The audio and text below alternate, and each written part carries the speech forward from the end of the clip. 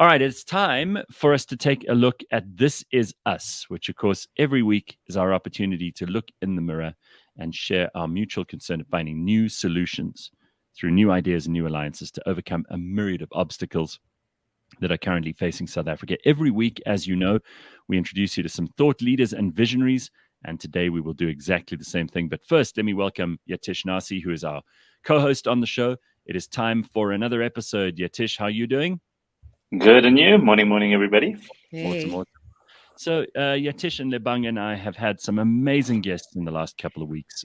People like Bonang Mohale, people like Songeza Zibi, and we continue to speak to people who are making a huge difference and people who know what the challenges that face us are.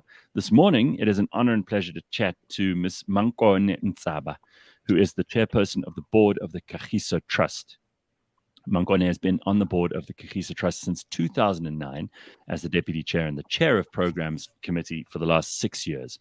She runs her own management consulting business in the water and sanitation sector, and she previously worked as a researcher and consultant at the CSIR. She's also worked as a lecturer at the universities of Zululand and Transkei. And lastly, she sits on the board of Rand Water. So it is a great pleasure to welcome you. Mankone, nice to see you. Thank you so much for your time. Thank you very much for hosting me. It's really a pleasure to be here. And good morning to yourself, Gareth. Good morning to Yatish, and good morning to Lebang. Morning. Lebang. Very nice. Yes. Very nice to have you on. So, first of all, we've got a lot to talk about with water and all the rest of it. But I want to talk first of all about just one or two of these things that are obviously top of the pile. And as chairperson of the Kagiso Trust, you can talk to us about a number of things that you guys are involved in. But I just want to go to the first and most obvious thing. So Angie Motshekga actually lauded the Free State in the 2021 matric results because she said they were the top of the pile for 2021 after it achieved a pass rate, that's the province, of 85.7%. That's an improvement of 0.6%, which sounds like not a lot, but it is. It's a huge change. That's a couple of thousand matric pupils. Now, the national matric pass rate was 76.4%. That's quite a lot behind. It's 9.7% lower than the Free State managed to achieve. Sounds like a ray of hope. So I'm just wondering, since you guys at the Kagiso Trust look at so many different things, do you think that the Free State and the way that they've been administering the matric results and the way that they've been teaching people in the Free State, do you think that that is a ray of hope and could give us some indication of the direction we should be heading in? Because we know how much of a concern matric and the matric results are for so many parents and students, and also for people who are looking for jobs afterwards. Gareth, the Free State Department of Education has been our partner at Kagiso Trust for quite a number of years, and we implemented what we generally call the BEAS Modias Close Development Program. The model is structured such that, before we start the program, we conduct needs analysis and determine whether the schools have the basic elements of a functional school. And we also take consideration the profile of the area we are working in, the socio-economic challenges, and the strength of the model is in the partnership, cooperation, community mobilization, understanding that in a partnership, each party brings its strengths to the alliance. And we found traction in the Free State. We have been working in many other places, but we found traction in the Free State. And we've been working with the Free State together with other partners, I must say, not just ourselves. So this is very good. This is very good news, Mankone, because obviously I didn't know that the Kagiso Trust was as involved as you say they are. But this proves that if you get these partnerships right and you bring in people who know what they're doing, even in a place like the Free State, which has been disappointing up until very recently, and even with all of the challenges that our matrics currently face, you can fix these problems can be fixed. And it takes a lot of willpower, and it takes a little bit of effort and time, and sometimes a little bit of money, but it's totally solvable, right? Absolutely. I mean, we've tested this model in the Free State, and we looked at the various elements, and we realized that with a partnership, bringing in starting off with the whole village. We have now started a campaign that says education, the whole village must participate. You bring in partners in the private sector. For instance, in the Free State, we're not working alone. We also have our one of our entities, KST, which used to be called Kagiso Shanduka Trust. Yes. We brought in the First Rand Empowerment Fund, brought in Anglo-American. I'll not list them all. But that partnership makes a huge difference because we bring various strengths, we bring various resources, and we actually tackle a problem which should not actually be tackled by government or the Department of Education alone. And we want to stress this one, that it's not about government alone. This is what they mean when they talk about public-private partnerships, right? This is what people are talking about. Can you just give us, just because many people who are listening for the first time this morning or who might not know what the Kagiso Trust is, just tell us what the Kagiso Trust is and how it was established and what the purpose of the Kagiso Trust is, so we can just get the context for that. Okay, thanks. Let's go back to 1985 when Kagiso Trust was established by luminaries such as Archbishop Desmond Tutu, Reverend Dr. Beyers Nutie, Reverend Shikani, Reverend Busak, and many other luminaries. Dr. Max Coleman, that we just passed about a month ago. And it was really meant to support parents and let me just say victims of apartheid. There were parents, there were students, and it was funded by the European Union. And it kept on supporting those who were victims of apartheid. It supported community centers. It supported those who needed legal services to fight their cases against the state in court. And Kagiso Trust then later, in the, I could say, mid-90s, just after 94, when the European Union pulled out its funding and started funding through government. Kagiso Trust had visionaries such as Ndate Eric Mulobi, who realized that the trust cannot just rely on let me not call them handouts, that's not fair. Donations, yes. And started the investment company called, at that time it was called Kagiso Trust Investments. So that the dividends that come out of those investments can then fund the programs of Kagiso Trust. That is how we're funding our programs today. Many NGOs folded, but because of that vision of Ndate Mulobi and others, Kagiso Trust survived, and we're still using those dividends to fund these programs today. And today we're not only working in education, we also support socio-economic development in the agriculture and property space. We also have a program that supports civil society. We realize that without a strong, vibrant, aggressive, I might say, civil society, we are not going anywhere. And we are now supporting civil society. We also realize that a lot of service delivery in the country comes through local governance. I don't want to say local government. I want to say local governance. So we have another program that supports local governance, supporting local government together with stakeholders and civil society organizations in a particular local government space. So that's what we are in a nutshell. That's a lot for us to kind of get into our heads, but it must be very rewarding to be a part of an organization that is doing and has done so much for ordinary South Africans and that is working across the board. I'm going to let Yatish and Lebang ask you about some of the specifics of what you at the Kagiso Trust are involved in at the moment. Lebang, do you want to ask about the situation in Sekhukhune? Yeah, I did want to ask about social cohesion first, because it really is something that we speak about quite often here on This Is Us. All the guests that we engage in, we really put a lot of emphasis on, enabling collaboration, harnessing the power of community. Just earlier on, I was just telling Gareth about certain projects that don't succeed just because of that lack of inclusion of the community that lives in those areas. And So I'm glad that you put an emphasis on that, because on one end, it's encouraging this sense of community and unity through amongst us all, and that round table concept where we're looking at one another for solutions. But on a more basic level, in your opinion, what can normal South Africans, our communities, our parents, our children, our families, what can they do to improve the state of education specifically in our country?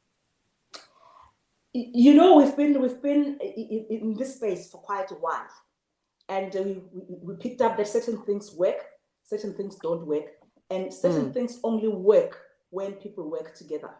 Yeah. And this whole issue about social cohesion, we saw it in, for instance, in the very Free State, in the district of Maluti Apofung, there've been lots of service delivery protests that actually impacted negatively on the education outcomes in that district. That's Kwakwa, right? That's it, yes. No. That's in the Kwakwa district, the old Kwakwa. Yes, and in the absence of communities, members, your church, your business people, your taxi association, your everybody coming together and saying, we have one objective, and that objective is getting education for our children. Let me give an example. There is one, I'll not name the place because I'm not sure whether, you know, I'm allowed to, but the whole social cohesion came together. Example was, taxi drivers refused to carry learners who don't produce a letter of absence from the school during school hours. That that alone tells you that that community is together. They demand a letter with today's stamp from the learner who's trying to get into the taxi, and many other small things in the community.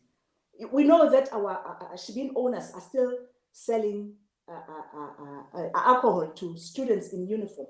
But if the community comes together, that immediately stops, because everybody is now looking at the taxi drivers will ask the Shebeen owners, what are you doing? The parents will ask the taxi owners, what are you doing? The church will then ask the parents, what are you doing? And that social cohesion is extremely important. And I dare say, without it, I don't think we are going to see any progress. Yeah, that's great. I mean, I've got a lot of questions. I'll start with the first one. I think, you know, everything you're saying, it just even previously I'd looked at the work of a guy I'm sure you probably know better than we do. It's a guy called Jeffrey Canada, who runs the Harlem Children's Zone, like their little education program. And you know, the thing he says that like really resonated with me is, you know, education is a community challenge, not a learning one, right? Yes. Which I guess talks to everything you're saying. So, you know, the first question for me, I guess, is, you know, often we're quite focused on the environment within schools, like is teaching doing okay, is whatever. But obviously what you're talking about here is things like the role of the church, the role of transport networks, like the taxi drivers, the role of kind of stores and Shebeen owners, etc. What have you noticed outside of the Free State, like supporting factors that are important for the school in the middle, right? So if the school is the thing in the middle that's going to benefit from a range of other supporting factors, I mean, you know, do we have those? I mean, I'm sure with all the work you guys have done, you know, you're starting to really get a sense of what those are. And some of them you've mentioned. But then how do you, or how does a community start to enact all of those? I mean, in the work you guys do, are there specific programs? Do you engage sort of the local taxi organizations? Do you engage the Shebeen owners? How do you go about creating that social cohesion, or is it something the community does naturally, or do you mobilize the community? I'm not sure. I'm just curious to know how you've managed to achieve it in certain areas. Community mobilization is a huge part of our model of education. A case in point that I'd like to make an example of is, you may know of Botshabelo. in the Motheo district of the Free Mhm. State. Botshabelo is one of those places that have got a lot of crime, Yeah. substance abuse, teenage pregnancy, learners with no proper documentation, all sorts of problems.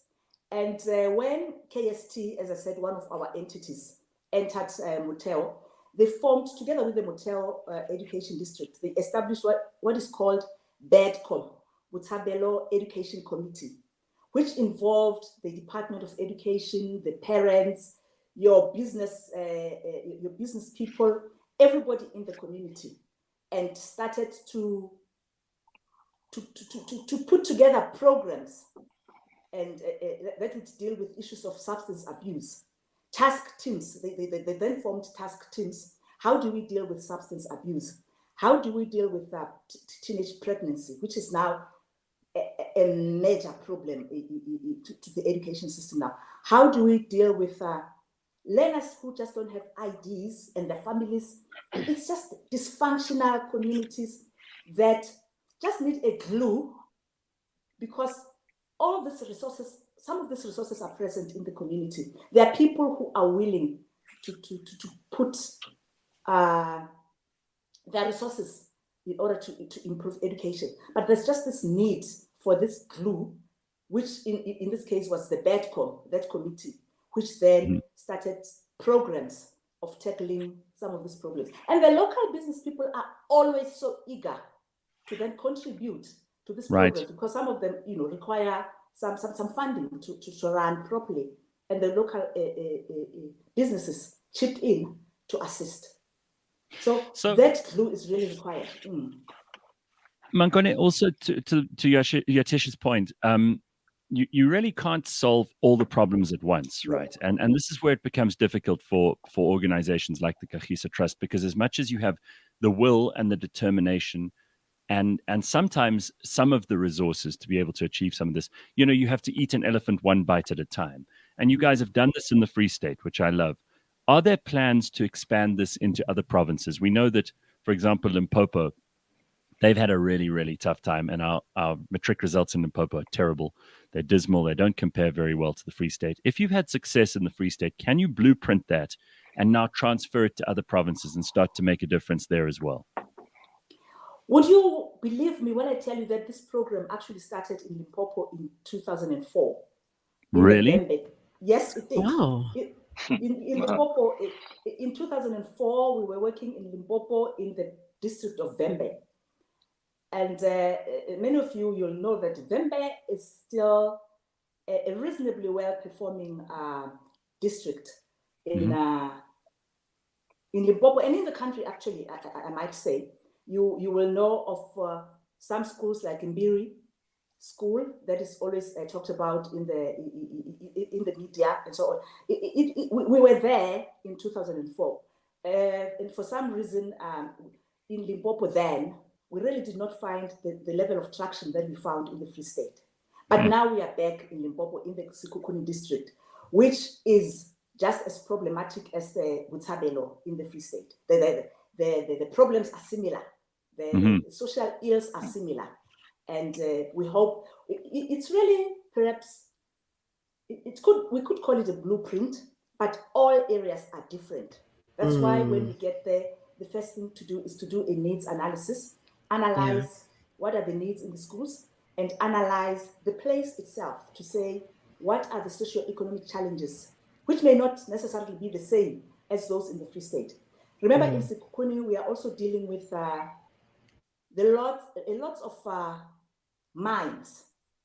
We're dealing with migrant labor.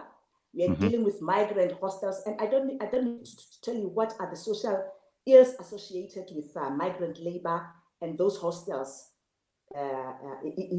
nearby the communities. It's a huge challenge. Right. I mean, here's another question. I mean, because what I suppose, I wouldn't say concerns me, but the things to sort of think about is, to your point, there are all these factors around education that have to be resolved. And one of the other challenges we face, and I think the sort of president alluded to it, this idea of a kind of digital divide. the sort of double-edged sword for us is, even if we solve the challenges around education, the actual curriculum itself, we've also got to pay attention to, is that future fit? Is that helping us? And while we're busy here, we may neglect the middle. I'm not saying we do, but it is a potential blind spot. So the random question I have is there a role for private schools in terms of whether it's knowledge sharing, whether it's like, curriculum sharing, skill sharing? I don't know. It's just because it feels like those environments, and I think the stats are, what is it? I read it was 12 million in public schools, 600,000 in private schools. So, it feels for me like private schools might not have similar socioeconomic challenges around. So they're really focused on their curriculum, right? So can you leverage all of their work in curriculum? And I don't know, do they share? Can they share? Is that something you already look at, or is there a possibility to create that partnership? There is a possibility. We've actually discussed it previously about pairing of schools. I think in some there are some programs that are run by a private sector where private schools are paired with less resourced schools, and they share resources. They share perhaps a library once a week or once in a while. They share their sports ground.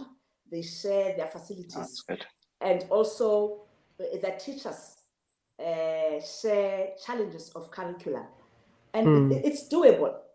But then when you get to places like Sekhukhune, where do you find a private school in Sekhukhune East? It's just not there. The nearest private school will be 100 or 150 kilometers away, or 200 kilometers away. So yes, it's a model that should be investigated and followed up, and it works. But when you get to those deep rural areas where you don't even have that private school in the neighborhood, it just won't help. So let's just talk about some of the other situations around education that are complicated in South Africa and that are more or less unique to us, and we've got to find ways of dealing with these. So the month of February is actually called Pregnancy Awareness Month. I mean, every day has got some kind of awareness attached to it, but it's ironic that we should be in the month of February and have you on for this. Now, one of the reasons that we know that learners in this country don't go back after COVID-19 or whatever is because a large number of these girls are pregnant now. And the really terrible part about this is some of them are even pregnant with the children of educators, of teachers. And we know that this happens in certain schools. It's an awful thing. But apparently 23,000 teenage pregnancy cases in Gauteng alone. Mankwane, this is not good. How can we even begin to tackle a problem like this? Again, as you rightly say, it's outside the classroom. It's outside the school. It's a societal issue that impacts on the school. And I think, we already had problems of teenage pregnancies, but COVID-19, which kept children out of school, was actually a catalyst for this disaster that we find ourselves in. And you find these pregnancies in poorer communities where the children did not even do online schooling. Remember when COVID struck and there was that hard lockdown, children from urban schools, even or from well-to-do families, continued online. Yeah. Which means they were busy throughout the day. They continued online. Right. But students or learners from poorer communities did not go to school at all. And what were they doing when the parents were at work? So what do we even do? Now. And I think it's actually broader than just the pregnancies. The crime, the substance abuse, but it's just that the pregnancy results in a permanent situation, and it alters the life of that girl forever. And I think we should go back to the village concept. What is my role in the village? I mean, we're here saying this is us. And what is my role in the village? What am I doing in the village? Where are those activities that are meant to keep children busy when the parents are away or are at work? It's bigger than individual institutions. It's bigger than the education department. What should we be demanding from our leaders and from our government? I mean, part of this is also that we tend to defer all the blame to government. I mean, I even see in the comments some people saying, well, people in government, politicians, it's in their interest to keep people stupid and uneducated. You hear this a lot. But the fact is, we tend to put all the responsibility on government, maybe not enough on parents, maybe not enough on communities at large, because all of these things have a role to play. All of these groups have a role to play. It's not just government, right? I mean, Mankwane, it's easy to blame government, and that's what South Africans do most of the time. Like you would, like you're a kid who's grown up, and all you do is blame your parents for all the bad things that have happened to you. You eventually have to take responsibility for yourself, right? And some people are doing this. I like the way that the Kagiso Trust is getting involved in all of this. But as Lebang asked you just a little bit earlier, there's a part of this that is about us. Get involved, whether you have kids in schools or not. There's a way that you can help. There's a way that you can keep the community working properly. You can chase out the bad people. You can make sure that there are protections, that there are ways to make sure that we have almost like a social safety net where people look after each other and look out for each other rather than just blaming government when it doesn't work. Yeah, but true. Sorry. Oh, sorry, Mom. It's not all bad. I think it's easy for us to just focus on like the problems of this, the problems of that.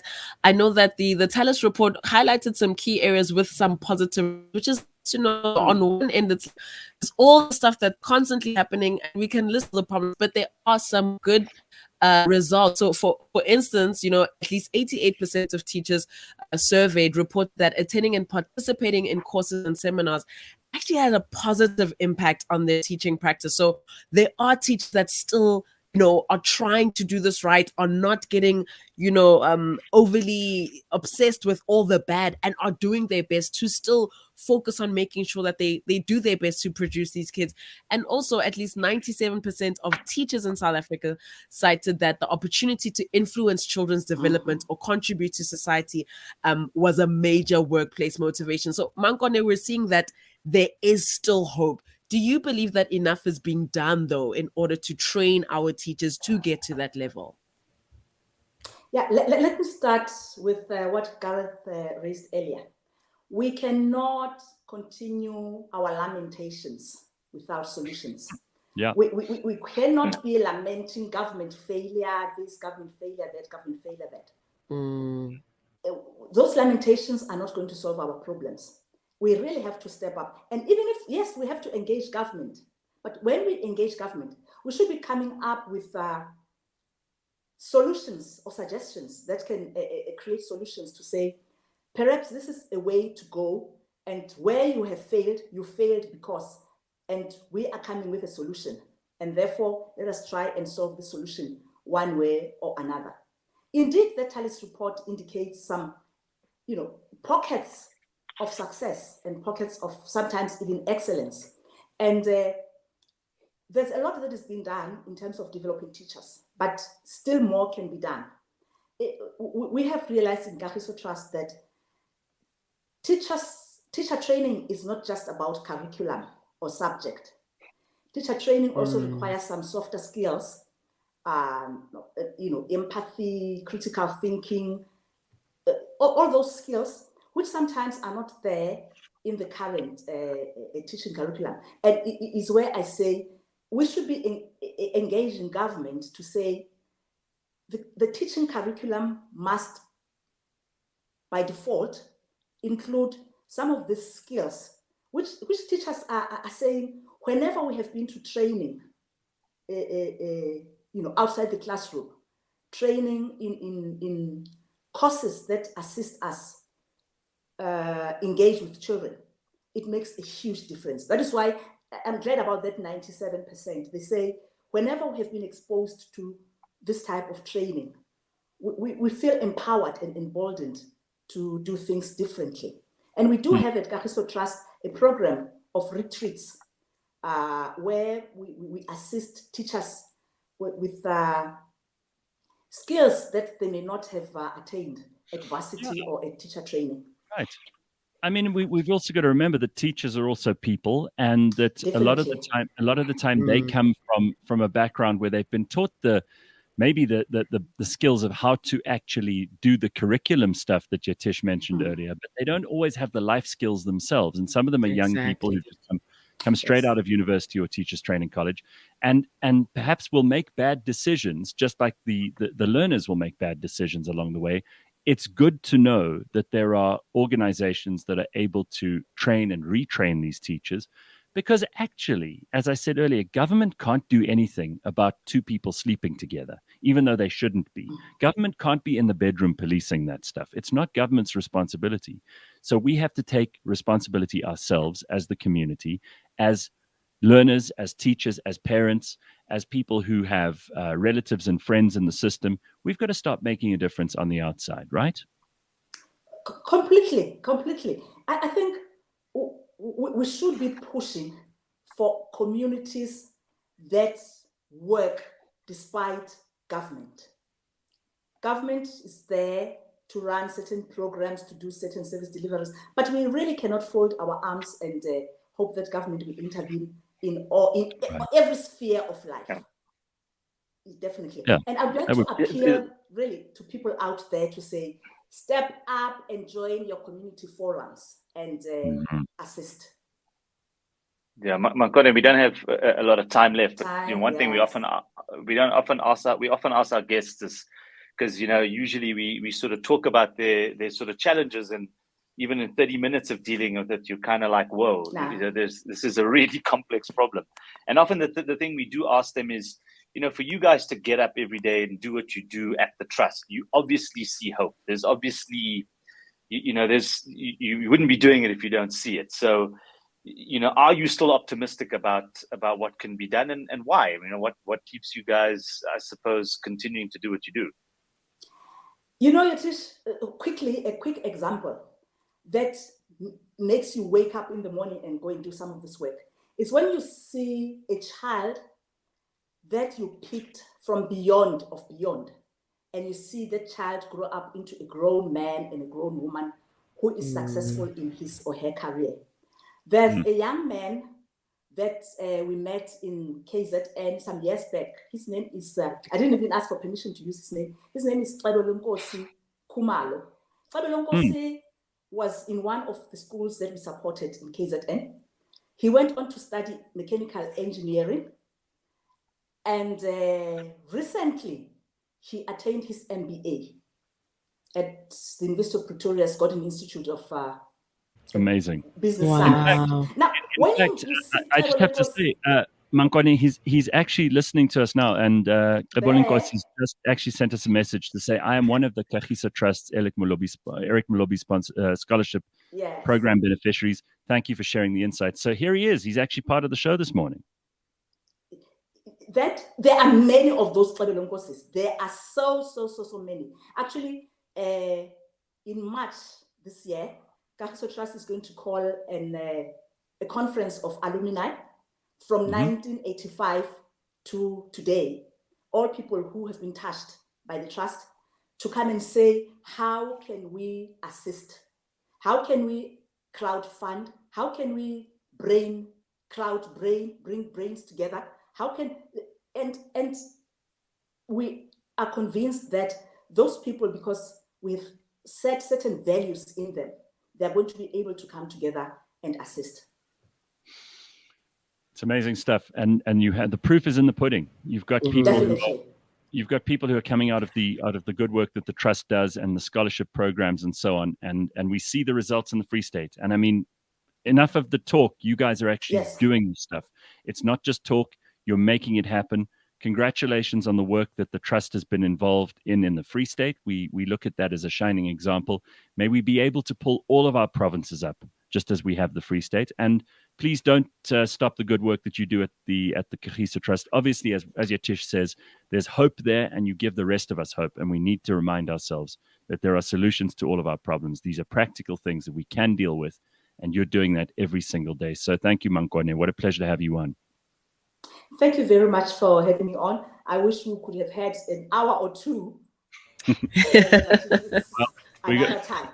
We got to save something for next time. But thank you so much. Exactly. Yes. Thank you. Okay. And thank you so much. And thank you to Xebo Nkosi and to everybody else who contributed to this last half hour with This Is Us. You can find all of the This Is Us podcasts, including all of the discussions we've had with various leaders in society, various people who are out there saying what we really need to hear and holding up that mirror to us. This Is Us will continue next Tuesday, same time, same place. Goodbye, everybody. We'll see you tomorrow. Just chill.